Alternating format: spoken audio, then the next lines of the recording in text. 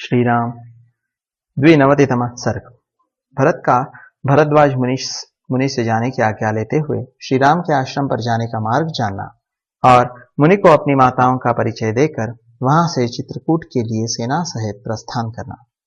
परिवार सहित भरत इच्छानुसार मुनि का आतिथ्य ग्रहण करके रात भर आश्रम में ही रहे। फिर सवेरे जाने की आज्ञा लेने के लिए वे महर्षि भरद्वाज के पास गए। पुरुष सिंह भरत को हाथ जोड़े अपने पास आया देख भरद्वाज जी अग्निहोत्र का कार्य करके उनसे बोले, निष्पाप भरत, क्या हमारे इस आश्रम में तुम्हारी यह रात सुख से बीती है? क्या तुम्हारे साथ आए हुए सब लोग इस आतिथ्य से संतुष्ट हुए हैं? यह बताओ। तब भरत ने आश्रम से बाहर निकले हुए उन उत्तम तेजस्वी महर्षि को प्रणाम करके उनसे हाथ जोड़कर कहा, भगवान, मैं संपूर्ण सेना और सवारी के साथ यहाँ सुखपूर्वक रहा हूं तथा सैनिकों सहित मुझे पूर्ण रूप से तृप्त किया गया है। सेवकों सहित हम सब लोग ग्लानि और संताप से रहित हो उत्तम अन्नपान ग्रहण करके सुंदर ग्रहों का आश्रय ले बड़े सुख से यहाँ रात भर रहे हैं। भगवान मुनिश्रेष्ठ, अब मैं अपनी इच्छा के अनुसार आपसे आज्ञा लेने आया हूँ और अपने भाई के समीप प्रस्थान कर रहा हूँ। आप मुझे स्नेहपूर्ण दृष्टि से देखिए। धर्मज्ञ मुनीश्वर, बताइए, धर्मपरायण महात्मा श्री राम का आश्रम कहाँ है, कितनी दूर है और वहां पहुंचने के लिए कौन सा मार्ग है, इसका भी मुझे स्पष्ट रूप से वर्णन कीजिए। इस प्रकार पूछे जाने पर महातपस्वी महातेजस्वी भरद्वाज मुनि ने भाई के दर्शन की लालसा वाले भरत को इस प्रकार उत्तर दिया।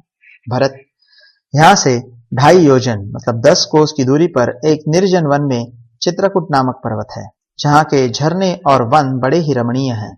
प्रयाग से चित्रकूट की आधुनिक दूरी लगभग 28 कोस है।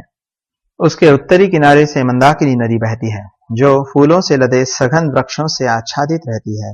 उसके आसपास का वन बड़ा ही रमणीय और नाना प्रकार के पुष्पों से सुशोभित है। उस नदी के उस पार चित्रकूट पर्वत है। तात, वहां पहुंचकर तुम नदी और पर्वत के बीच में श्री राम की पर्णकुटी देखोगे।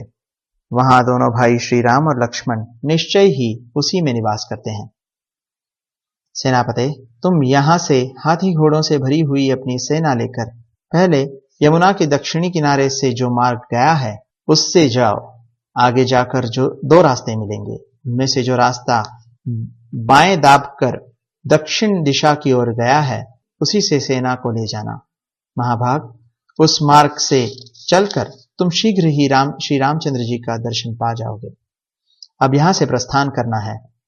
यह सुनकर महाराज दशरथ की स्त्रियां, जो सवारी पर ही रहने योग्य थी, सवारियों को छोड़कर महर्षि भरद्वाज को प्रणाम करने के लिए उन्हें चारों ओर से घेर कर खड़ी हो गई। उपवास के कारण अत्यंत दुर्बल एवं दीन हुई देवी कौसल्या ने, जो कांप रही थी, सुमित्रा देवी के साथ अपने दोनों हाथों से भरद्वाज मुनि के पैर पकड़ लिए। तत्पश्चात जो अपनी असफल कामना के कारण सब लोगों के लिए निंदित हो गई थी, उस कैकेयी ने लज्जित होकर वहां मुनि के चरणों का स्पर्श किया और उन महामुनि भगवान भरद्वाज की परिक्रमा करके वह दीनचित हो उस समय भरत के ही पास आकर खड़ी हो गई। तब महामुनि भरद्वाज ने वहां भरत से पूछा, रघुनंदन, तुम्हारी इन माताओं का विशेष परिचय क्या है, यह मैं जानना चाहता हूं। भरद्वाज के इस प्रकार पूछने पर बोलने की कला में कुशल धर्मात्मा भरत ने हाथ जोड़कर कहा, भगवान, आप जिन्हें शोक और उपवास के कारण अत्यंत दुर्बल एवं दुखी देख रहे हैं, जो देवी सी दृष्टिगोचर हो रही है, ये मेरे पिता की सबसे बड़ी महारानी कौसल्या है। जैसे अदिति ने धाता नामक आदित्य को उत्पन्न किया था, उसी प्रकार इन कौसल्या देवी ने सिंह के समान पराक्रम सूचक गति से चलने वाले पुरुष सिंह श्री राम को जन्म दिया है। इसकी बाईं बाह से सटकर जो उदास मन से खड़ी हैं तथा दुख से आतुर हो रही हैं और आभूषण शून्य होने से वन के भीतर झड़े हुए पुष्प वाले कनेर की डाल के समान दिखाई देती हैं, ये महाराज की मझली रानी देवी सुमित्रा है। सत्यपराक्रमी वीर तथा देवताओं के तुल्य कांतिमान वे दोनों भाई राजकुमार लक्ष्मण और शत्रुघ्न इन्हीं सुमित्रा देवी के पुत्र हैं, और जिसके कारण पुरुष सिंह श्री राम और लक्ष्मण यहाँ से प्राण संकट की अवस्था वनवास में जहां पहुंचे हैं तथा राजा दशरथ पुत्र वियोग का कष्ट पाकर स्वर्गवासी हुए हैं, जो स्वभाव से ही क्रोध करने वाली, अशिक्षित बुद्धि वाली, गर्वीली, अपने आप को सबसे अधिक सुंदरी और भाग्यवती समझने वाली तथा राज्य का लोभ रखने वाली है, जो शक्ल सूरत से आर्या होने पर भी वास्तव में अनार्या है, इन कैकेयी को मेरी माता समझिए। यह बड़ी ही क्रूर और पापपूर्ण विचार रखने वाली है। मैं अपने ऊपर जो महान संकट आया हुआ देख रहा हूं, इसका मूल कारण यही है। अश्रुगदगद वाणी से इस प्रकार कहकर लाल आंखें किए पुरुष सिंह भरत रोष से भरकर फुफकारते हुए सर्प की भांति लंबी सांस खींचने लगे।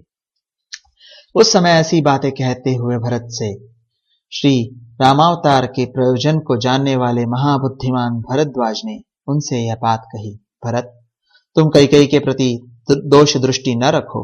श्री राम का यह वनवास भविष्य में बड़ा ही सुखद होगा। श्री राम के वन में जाने से देवताओं, दानवों तथा परमात्मा का चिंतन करने वाले महर्षियों का इस जगत में हित ही होने वाला है। श्री राम का पता जानकर और मुनि का आशीर्वाद पाकर कृतकृत्य हुए भरत ने मुनि को मस्तक झुका उनकी प्रदक्षिणा करके जाने की आज्ञा ले सेना को कूच के लिए तैयार होने का आदेश दिया। तदनंतर अनेक प्रकार की वेशभूषा वाले लोग बहुत से दिव्य घोड़ों और दिव्य रथों को जो स्वर्ण से विभूषित थे जोतकर यात्रा के लिए उन पर सवार हुए। बहुत सी हथिनियां और हाथी जो सुनहरे रस्सों से कसे गए थे और जिनके ऊपर पताकाएं फहरा रही थी, वर्षा काल के गरजते हुए मेघों के समान घंटानाद करते हुए वहां से प्रस्थित हुए। नाना प्रकार के छोटे बड़े बहुमूल्य वाहनों पर सवार हो उनके अधिकारी चले और पैदल सैनिक अपने पैरों से ही यात्रा करने लगे। तत्पश्चात कौशल्या आदि रानियां उत्तम सवारियों पर बैठकर श्री रामचंद्र जी के दर्शन की अभिलाषा से प्रसन्नतापूर्वक चली। इस प्रकार श्रीमान भरत नवोदित चंद्रमा और सूर्य के समान कांतिमती शिविका में बैठकर आवश्यक सामग्रियों के साथ प्रस्थित हुए।